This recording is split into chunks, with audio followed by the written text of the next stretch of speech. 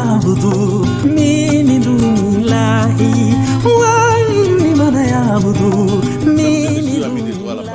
suis heureux de vous savoir nombreux chez vous pour ce nouveau programme. Nous sommes bel et bien dans cette partie de la campagne électorale où vous voulez découvrir pour qui vous allez voter, mais en même temps, la campagne électorale exige qu'on fasse un rétro sur les passés et que l'on réhabilite ceux qui, d'une manière ou d'une autre, ont besoin de l'être. Je suis ici aujourd'hui à la Gombe, dans une résidence, et elle était très belle en 2006. À la fin de la campagne électorale, il y a eu des violences et les post-électorales, cette maison est parmi celles qui ont été détruites. Il faut donc que je puisse déjà, dès le départ de l'émission, vous prévenir que la violence post-électorale est une mauvaise chose et que le code de bonne conduite qui a été signé par presque tous les acteurs politiques doit être respecté pour que nous ne vivions plus ce que cette maison a vécu. Et si les murs pouvaient parler, ces murs ici nous accuseraient. Mais la maison, pourquoi est-ce qu'elle a été détruite? Parce qu'elle appartenait à un homme, à l'époque, qui était dans l'opposition, qui s'appelle le pasteur Théodore Ngoï. Il est donc de retour depuis plus de 5 ans qu'il était en exil. Il est rentré dans son pays et j'ai le plaisir de le chercher pour pouvoir lui poser des questions, pour pouvoir le situer dans le nouvel environnement. Théodore Pasteur Ngoï, bonjour. Bonjour. Ça fait quand même plus de 5-6 ans qu'on ne vous a pas vu. 4 ans précisément. 4 ans, vous êtes parti du pays à la suite de ce qui s'est passé. Mais il y a tellement de choses à dire qu'on va essayer d'abord de rentrer dans l'actualité. Non, je ne suis pas parti du pays à la suite de ce qui s'est passé. Et l'état dans lequel se trouve ma maison n'est pas le résultat d'une vraie violence post-électorale. C'est un acharnement d'un homme, le général John Numbi, qui prétend avoir fait cela pour servir le président de la République, ce que je ne crois pas, mais c'est sa responsabilité personnelle. Il a fait preuve d'une violence inexplicable vis-à-vis de mes collaborateurs, dont l'un a perdu sa femme juste à côté. On a tiré sur elle, on ne nous a jamais expliqué pourquoi. Et puis quand, malgré tout cela, malgré toute cette violence, nous avons fini par aller à Lubumbashi et nous faire élire au milieu d'une autre violence orchestrée par à la fois Kingwa Koumanza et Moïse Katumbi. À l'époque, ils cherchaient l'un à devenir président du Parlement, l'autre gouverneur, ceux qui sont devenus. Malheureusement, alors que Moïse Katumbi semble s'assagir, le président Kingwa Koumanza se conduit toujours en incivique parce que il a pris mon mandat de député pendant que j'étais forcé à l'exil. Il a donné à un membre de son parti, l'UNAFEC, qui est d'ailleurs candidat, alors qu'il était censé être suppléant d'un candidat indépendant. En fait, après mon élection à Lubumbashi, je suis allé en mission avec l'autorisation du même Kingwa Koumanza. Et pendant que je me trouvais en mission, le 23 mars 2007, d'après toutes les informations que j'ai eues, notamment de l'ambassade britannique qui a fait un rapport, il n'y a pas une autre maison qui a connu cette attaque. Il n'y avait pas de combat ici. Tout était paisible. Ils avaient réussi à maîtriser les éléments de Jean-Pierre. John Numbi, encore lui, a donné l'ordre qu'on vienne piller ma résidence. Au lieu de se contenter de piller ma résidence, on a mis les feux et c'est fait comme... Je suppose que vous avez porté plainte et qu'il y a une enquête qui est en cours et un jour qu'on... Il n'y a pas d'enquête en dépit de notre plainte. Vous avez porté plainte? Nous avons porté plainte... Auprès de quelle instance? La haute cour militaire, auprès de l'auditeur général des forces armées. Nous avons l'accusé de réception. Il n'a jamais ordonné une seule enquête. Donc, on a affaire à un intouchable, malheureusement. Voilà. Donc, c'est une violence illégitime qui a conduit à la destruction de cette maison. On est venu attaquer des civils. Heureusement que les événements avaient commencé pendant la journée. Si ça avait commencé la nuit, on allait tuer beaucoup de gens parce qu'il y avait veillé des prières prévues. Mais les quelques personnes qui étaient là se sont cachées et Dieu merci, personne n'est mort. Tout le monde est vivant. Les biens, c'est la responsabilité administrative de l'État.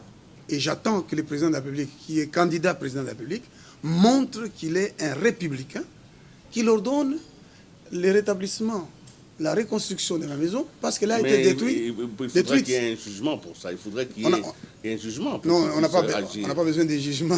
Vous demandez donc une libéralité? Non, je ne demande pas une faveur à monsieur le président de la République. Je vous rappelle que je m'étais entretenu avec monsieur Bouchab. À l'époque, il était juste député, mais il est professeur de droit administratif. Et il est aujourd'hui le chef du Parlement. De l'Assemblée nationale. Bon, voici ce qu'il m'avait dit. C'est la responsabilité administrative de l'État. Et c'est indiscutable. Ce sont des soldats qui ont fait cela. Mon véhicule est utilisé par un membre de la garde présidentielle. C'est connu de tout le monde. Alors, je n'ai pas besoin de démontrer. Le président de la République, qui me connaît personnellement, même si je ne partage pas ses points de vue, mais il me connaît, il me respecte. Je le respecte aussi en tant que président de la République. Et il est content de savoir que, parce que je ne suis pas du PPRD, je vais dormir dans mon bureau. N'est-ce pas qu'un chef de l'État doit protéger les citoyens, leur liberté, leurs biens? Est-ce que ce n'est pas cette façon de parler qui vous attire souvent d'ennui? Il y a des hommes qui sont... Vous avez une façon de parler qui ne finit... Ça ne vous attire pas que de l'amitié. 4 ans, ça n'a pas changé. Je pense que vous avez même un peu mis du vitriol dans votre parole. Non. Bon, je ne sais pas. En ce qui me concerne, j'ai le respect pour le président de la République, j'ai le respect pour l'institution, mais je ne suis pas d'accord avec un certain nombre d'actes qu'il pose lui-même d'ailleurs, parce qu'il est responsable de tous les actes qui sont posés dans le pays. Le président Kabila veut être élu président de la République. C'est son droit. Mais qu'il nous prouve qu'il a été un bon président de la République, qu'il sera un bon président de la République.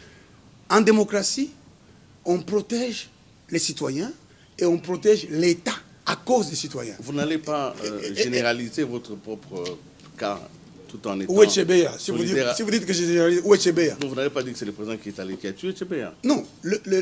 Voilà. Donc vous n'allez pas dire que tous les crimes qui sont commis dans la ville ici, c'est les chefs de l'État? Je vais vous citer l'exemple de David. Lorsqu'on tue un général qui se réconcilie avec lui, par Joab, il prouve qu'il n'y était pour rien. Que le président prouve qu'il n'a pas approuvé ce qu'on a fait contre moi ici. Évidemment. Ce qu'on a fait contre moi, qu'il le prouve. Il me connaît personnellement, je ne suis pas... Vous êtes parti en exil et vous n'avez pas été... vous n'avez pas, en tout cas, votre langue dans la poche. De l'exil, vous avez dit beaucoup de choses contre le gouvernement, contre... Mais c'est votre droit d'être un opposant. Mais vous êtes là, vous êtes libre, vous circulez, vous parlez même. Bon... Ce n'est pas une façon de respecter votre propre liberté d'expression? Ben, ce n'est qu'un aspect. D'ailleurs, moi, je vais vous dire honnêtement, je suis revenu par la foi en Jésus-Christ. Vous avez peur? Je n'ai peur de rien. Je n'ai pas peur de la mort. Si j'avais peur de la mort, je ne serais pas venu ici. Non, je n'ai pas peur de la mort. Christ, à moi, c'est l'espérance de la gloire.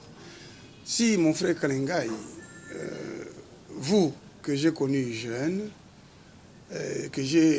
dont j'ai admiré les convictions, et vous aussi, vous m'avez connu, vous m'avez vu évoluer, si aujourd'hui, je n'ai pas de raisons pour lesquelles je peux mourir, alors je n'ai pas non plus de raisons pour lesquelles je devrais vivre. Pour paraphraser Martin Luther King. Je suis prêt, si la soldatesque, ou si on lâche des gens pour venir m'arrêter arbitrairement, pour me tuer, mais je suis prêt à mourir parce que je ne me reproche rien. Et je me souviens de M. Kamere, Kamere, alors président du Parlement. Lorsqu'il a été contacté par un pasteur, il a dit, pasteur Ngoï n'a commis aucun crime. C'est contre lui que des crimes ont été commis. Il était alors président du Parlement. Donc la victime ici, c'est moi. Et le président de la République devrait montrer, il connaît cette maison. Certainement, en tant que chef de l'État, il ne peut pas ignorer. Le gouverneur de la ville est juste à côté ici, Kimbuta. Et j'ai même noté que l'avenue sur laquelle il se trouve a des nids de poules, curieusement, au moment où on parle des 5 chantiers. Non, alors, il est juste à côté ici. Ça s'est passé au vu et au su de tout le monde. Nous allons essayer de sauver cette émission en allant à l'essentiel. On va essayer de communiquer sur des choses qui peuvent nous faire avancer. Je résume, je comprends. Vous êtes rentré d'exil. Votre maison a été saccagée. Et vous êtes une victime d'une violence. Cette violence que vous n'avez pas provoquée. Je résume tout cela. Et vous demandez aujourd'hui au chef de l'État de montrer son côté républicain, parce que vous avez besoin quand même de vivre dans des conditions normales comme tout homme. Que je mérite d'ailleurs. Voilà, si c'est cela la conclusion de cette partie, laissez-moi continuer l'émission. J'ajoute juste une chose. Parce que vous avez beaucoup de choses à dire et je ne voudrais pas qu'on insiste seulement sur ce point-ci. J'ajoute juste une seule chose.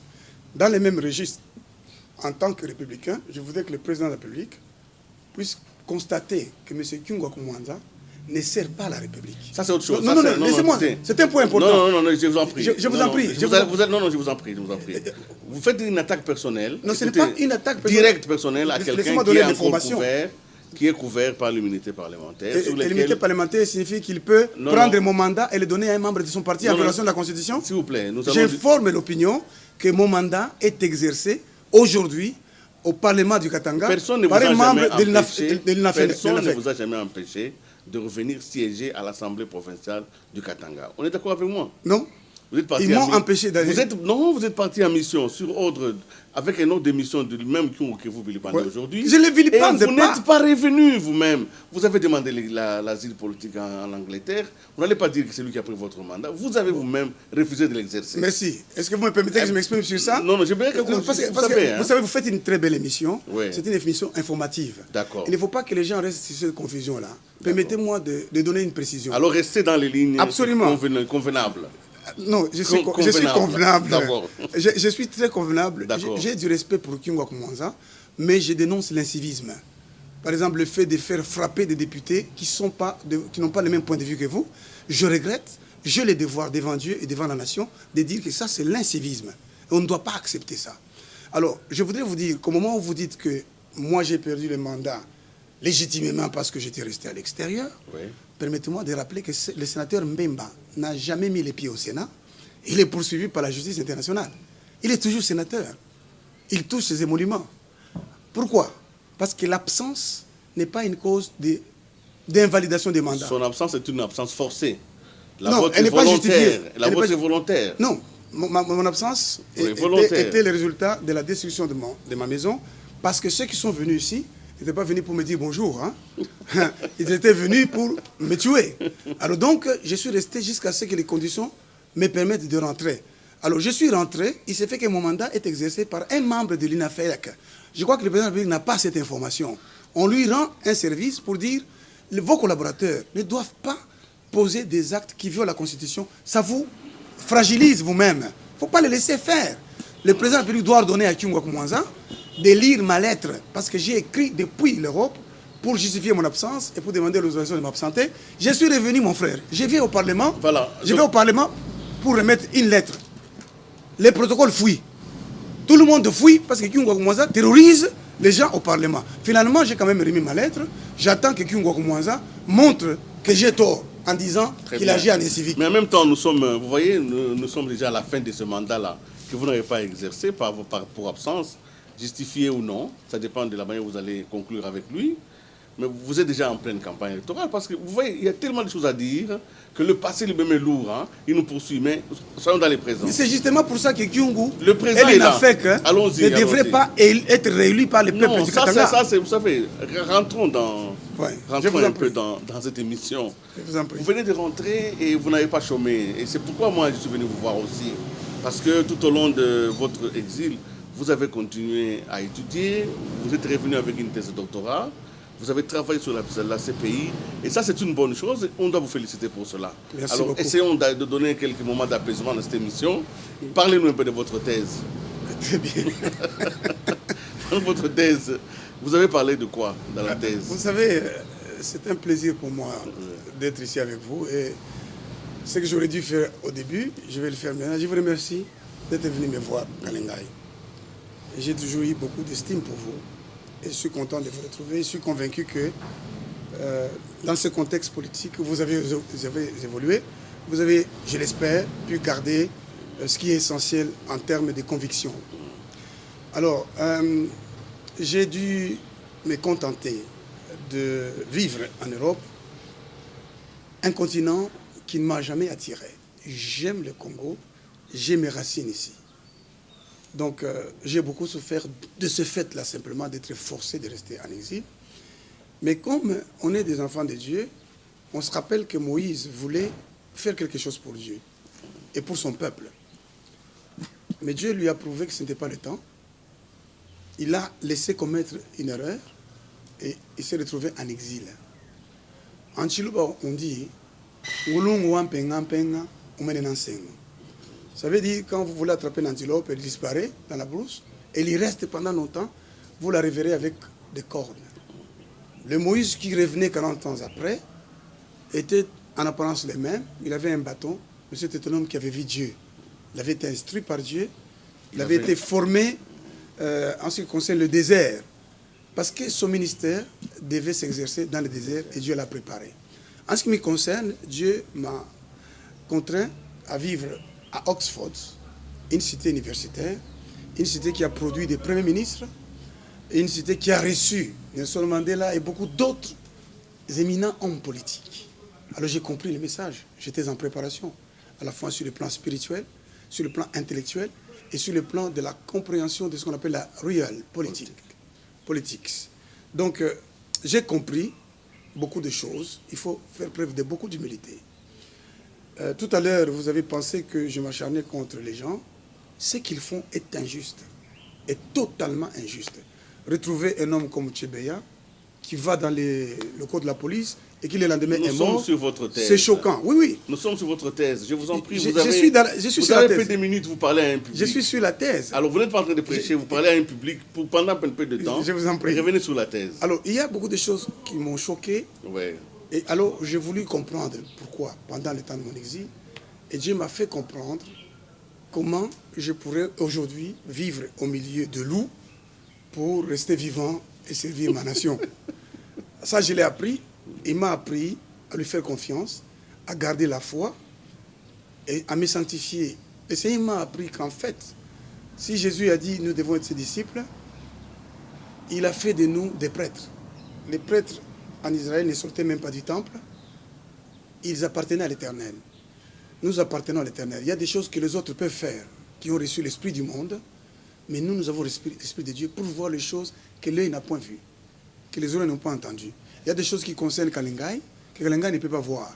En tant que prêtre, appliquons-nous à lire la Bible, à la lecture si vous voulez, et à la prière, et gardons la sainteté, Dieu va nous parler, même en ce qui concerne l'avenir de notre pays. Et je reviens donc, pour relancer l'œuvre que Dieu m'avait donnée.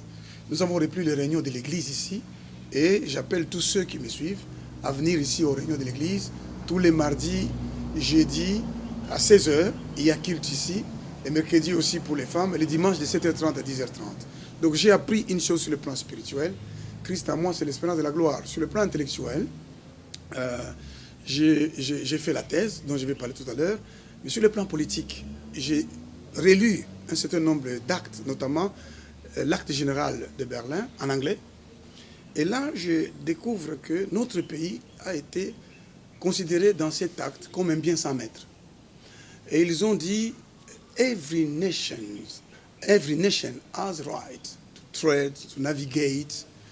Ils ont le droit de venir ici, de ne pas payer les taxes.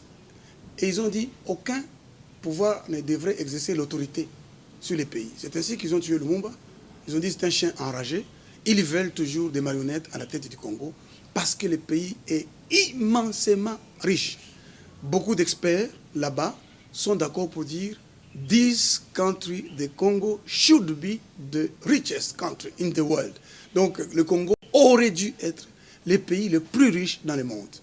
Mais on l'a affaibli. Aujourd'hui, sur le plan de la politique, la vraie politique telle qu'elle se passe, de la géopolitique, de la stratégie, après avoir affaibli le Congo en tuant Lumumba, on a mis en place Mobutu. À la fin, on décide d'utiliser le génocide rwandais pour affaiblir le Congo.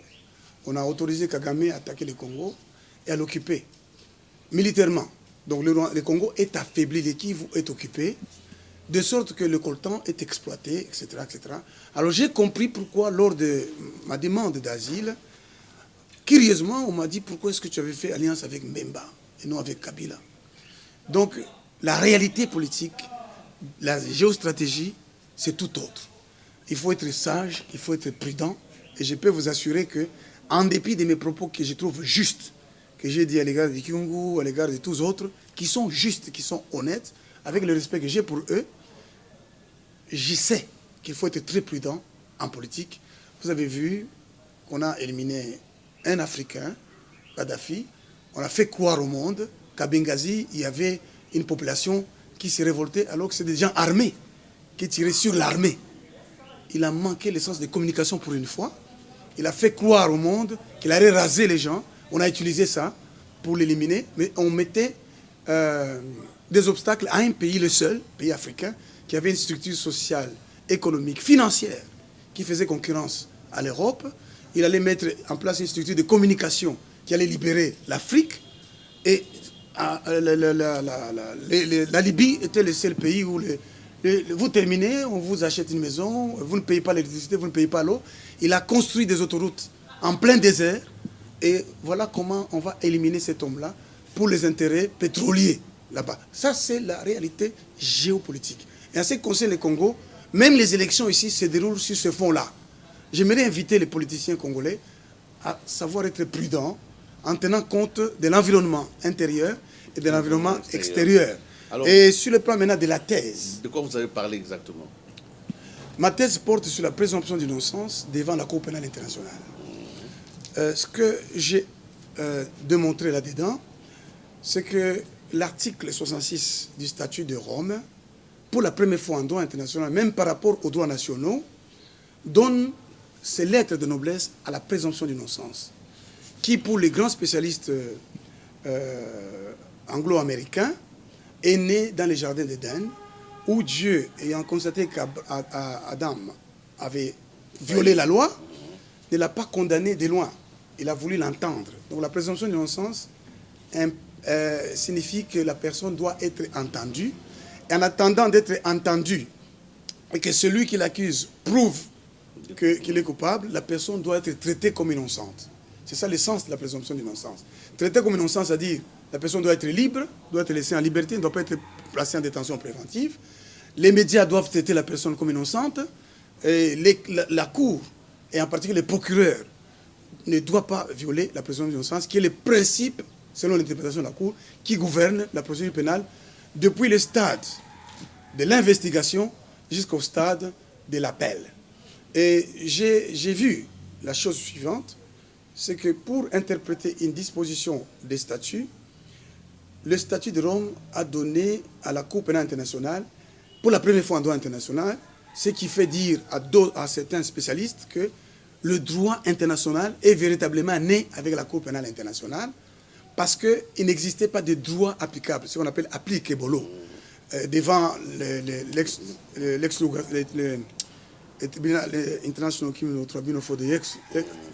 tribunal international pour l'ex-Yougoslavie, pour le Rwanda et même pour Nuremberg. Bon, or, aujourd'hui, nous avons un droit applicable qui est d'abord le statut de Rome, avant tout autre droit. Et si la Cour ne peut pas trouver une solution avec le statut de Rome, il recourt à la procédure et, comment je dirais ça, donc aux règles des procédures, ou sinon on recourt au principe de droit international en deuxième lieu, au principe dégagé par la Cour à partir des systèmes nationaux. Même les décisions que prend la Cour ne s'imposent pas à lui comme en droit anglais, où c'est le précédent. Donc les décisions précédentes des cours supérieures s'imposent sur les cours inférieures. Mais là-bas, la Cour peut remettre en cause ses propres décisions. Surtout, le droit de la Cour doit être interprété à la lumière de ce qu'on appelle internationalized human rights law, ou, si vous voulez dire, les droits de l'homme internationalement reconnus. Donc, qu'est-ce que ça veut dire?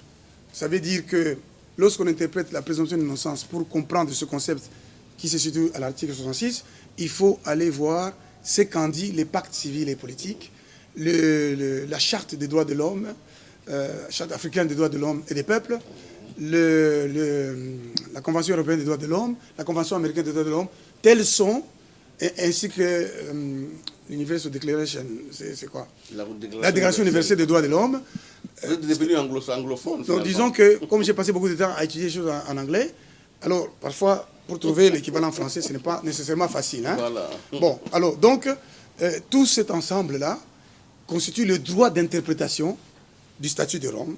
Les statuts doivent être interprétés en accord, de manière compatible avec les droits de l'homme internationalement reconnus. Et lorsque j'ai examiné tout ça, j'ai conclu que, premièrement, la présomption d'innocence signifie un droit pour une personne suspectée ou accusée d'être traitée comme innocente par toute la société. Et ça a des conséquences énormes pour le droit congolais parce que je suis doctorant à l'UNIKIN et ma thèse porte sur le droit de la preuve. puisque la personne est innocente. Donc, vous faites encore une autre thèse. Oui, parce que la thèse que j'ai faite là-bas, c'est la thèse qu'on appelle LLM by Research. C'est quoi? Je vais expliquer. En France, entre 63 et 74, au lieu de faire directement la thèse de doctorat pendant 4 ans, si vous avez déjà un master ou un DEA, vous pouvez faire un doctorat de spécialité pendant 1 ou 2 ans. Vous maîtrisez le domaine, vous prouvez que vous maîtrisez la méthode, les techniques de recherche. On vous attribue un diplôme de spécialité qui est appelé doctorat de 3e cycle. Et c'est la même chose là-bas. Au lieu de commencer directement par les PhD, ça prend 3 ans. Moi, on m'a conseillé, on m'a dit, à tout moment, pour des raisons politiques, vous pouvez partir. Et ils avaient raison, parce que j'ai dit quitter le 9 avant même d'avoir tout fini, tout déposé. Mais j'avais déjà défendu ça de toutes les façons. Et j'ai quitté le 9, je suis venu ici, je suis arrivé ici le 11. Justement parce que j'avais pu terminer les LLM. Si c'était les PhD, je n'aurais aucun diplôme. Alors, le LLM by Research est accessible à celui qui a déjà un DEA ou un DS ou un Master. C'est l'un de ce qu'on appelle High Degree by Research.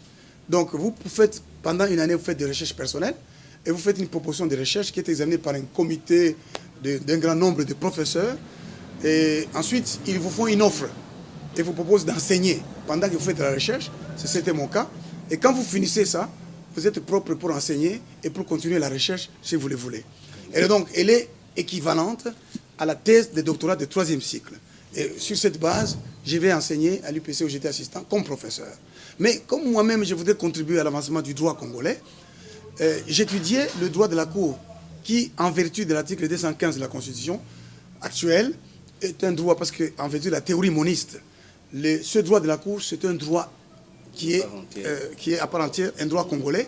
Donc je voudrais démontrer que la procédure pénale qui est fondée sur le décret de 1959 est quand même un droit, je dirais, caporaliste, parce qu'il a été conçu à une époque où on voulait placer les gens en détention et les maintenir en détention.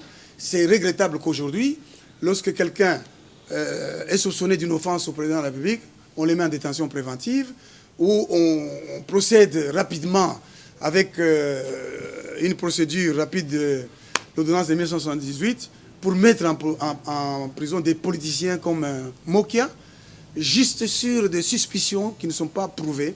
Je voudrais amener ici un droit de la preuve fondé sur le fait que la personne étant innocente, c'est l'accusation qui doit prouver. Déjà, au niveau du procureur, je propose dans ma thèse qu'il y ait l'application du principe de la séparation des pouvoirs.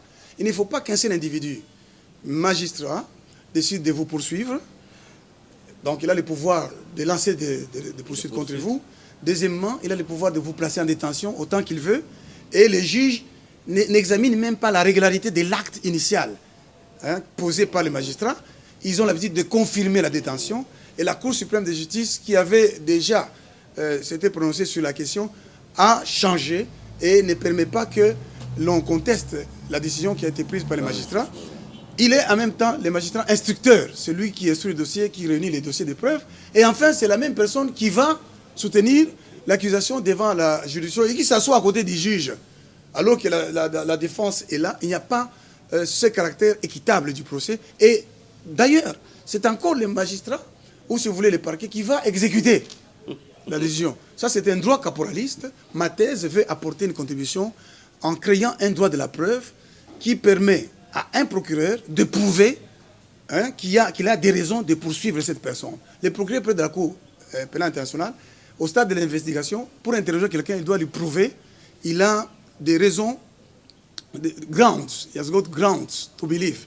Donc, pour que le procureur puisse obtenir qu'un individu soit suspecté par la Cour, il doit prouver devant la chambre préliminaire qu'il existe des raisons plausibles. Non, on appelle ça des raisons plausibles et de croire que la personne a commis une infraction de la compétence de la Cour. Donc, en anglais, must prove that he has got ground, reasonable ground to believe that the person must have committed the crime. Tu vois? Donc, il faut qu'il prouve ça pour que la personne soit un suspect. Il va devant la chambre préliminaire et ça se passe là-bas. Même si la procédure ne permet pas à la personne concernée de participer, mais bon, c'est déjà une chose, parce qu'il y a un débat. Et vous pensez que cette pratique de la Cour pénale internationale peut facilement se transposer dans notre droit ici?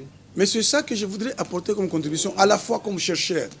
parce que je pense, avec l'aide de Dieu, je pourrais soutenir ma thèse d'ici février ou mars ou avril, mais aussi à la fois en tant que député. C'est pourquoi je suis candidat pour la ville de Lubumbashi, parce que justement, à l'heure actuelle, comme vous êtes là, avec l'émission que vous venez de faire, je comprends pourquoi vous vous agitez un peu, parce qu'on peut vous poursuivre, juste parce que vous m'avez reçu dans l'émission, alors que nous exprimons des opinions. J'ai vu Nick Clegg passer à la télévision et traiter Cameroun d'arrogant. Il dit c'est arrogant, oui, que notre trace de conservative. Mais aujourd'hui, ils travaillent ensemble. Mais il faut que cette culture, moi je travaille à l'avènement d'une culture politique, où vous passez à la télévision, si je suis un incivique, vous dites je suis un incivique et vous le prouvez. Si je ne suis pas un incivique, vous me traitez selon mes actes. Bon, alors donc, la deuxième étape, lorsque la Cour constate que la personne, qu'il existe des raisons plausibles de croire que la personne a commis un crime, la Cour va émettre soit un mandat d'arrêt, soit une citation à comparaître.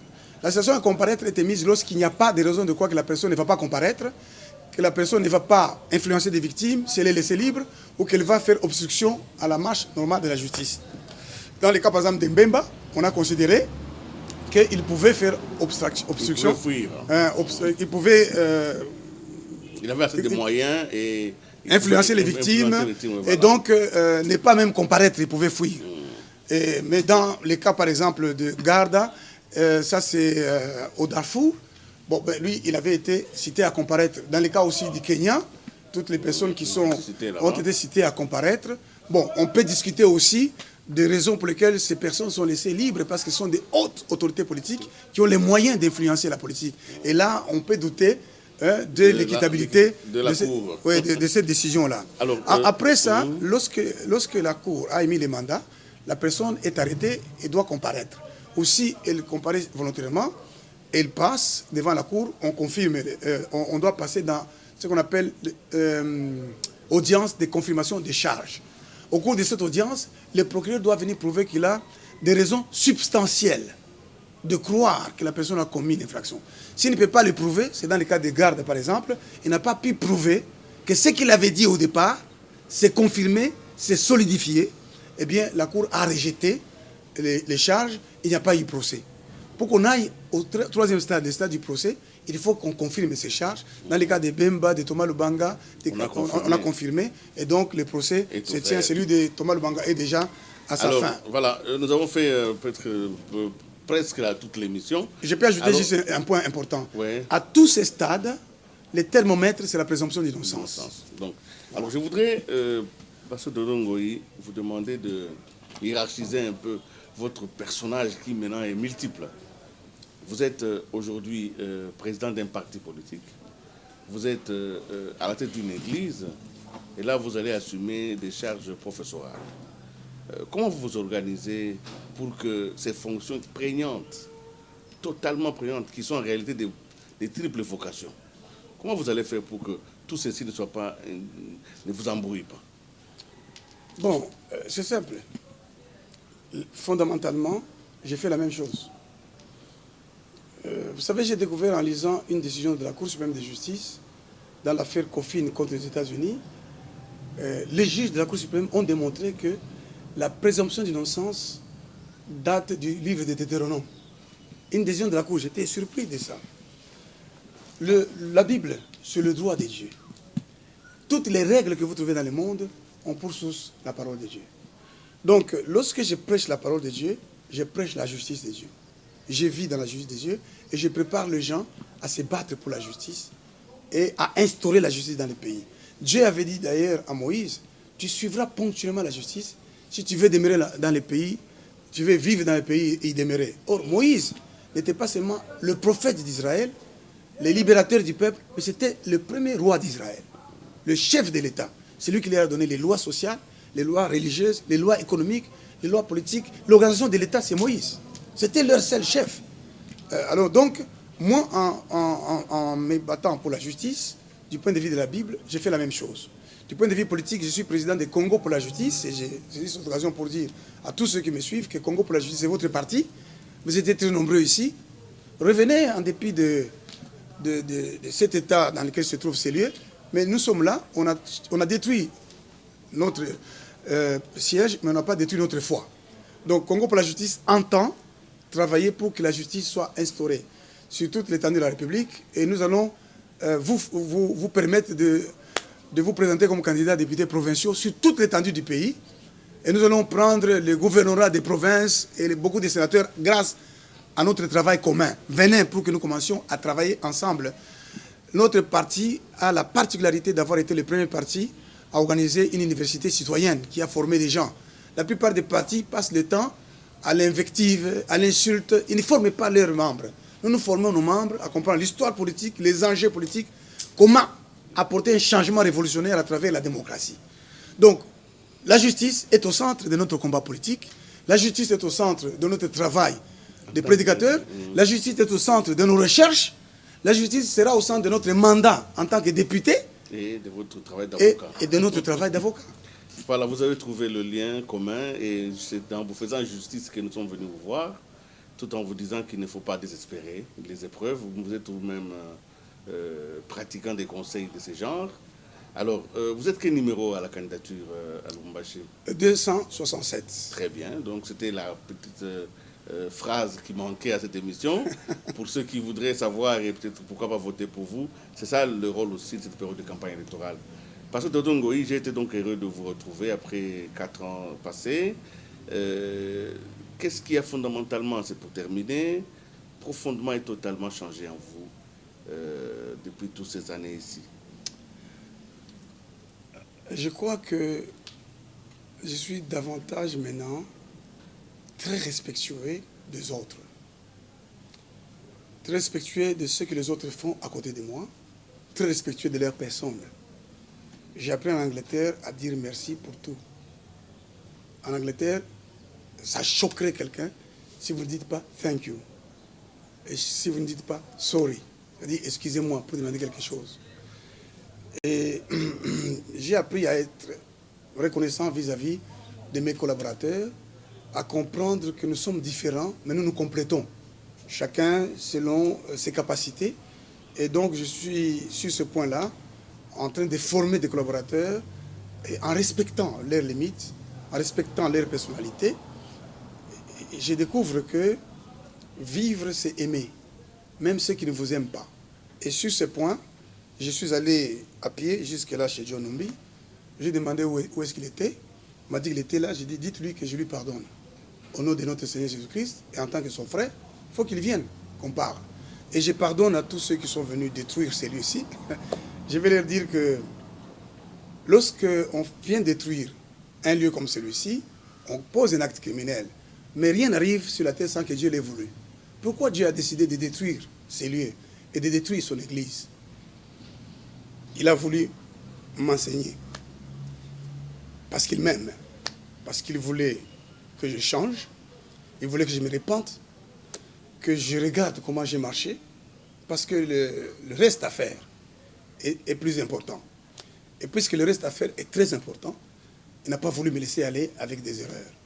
Et lorsque vous êtes enfant de Dieu, vous souffrez, un malheur vous arrive, au-delà de la responsabilité qui appelle la condamnation de ceux qui l'ont fait, il y a vous-même. Pourquoi Dieu vous a-t-il abandonné? Pourquoi Dieu vous a-t-il livré? Je l'avais dit à un pasteur au sujet de son église à l'époque, il était passé m'insulter, mais je l'ai dit aujourd'hui au propos de moi-même. J'ai demandé à Dieu, pourquoi tu as livré l'église? Pourquoi tu as livré ma maison que toi-même tu m'as donnée? J'ai acheté ça à la sueur de mon front grâce à toi. Et il m'a dit, répands-toi et accepte ce qui arrive là, pardonne. Lis les Écritures, prie, je te relèverai. Merci, pasteur. Ces phrases sont très puissantes et très fortes et nous sentons votre émotion. Nous ne pouvons que vous encourager à pardonner à ceux qui vous ont fait du mal, mais surtout à vous pardonner à vous-même aussi, parce que c'est là aussi la route du salut. Mesdames et messieurs, c'est donc par ici, par cette émotion puissante que j'ai mis fin à cette émission de Droit à la parole. J'espère vous retrouver la prochaine fois. Vous aurez remarqué, ça a été quand même une émission pas du tout comme d'habitude. Hein. Merci et à la prochaine.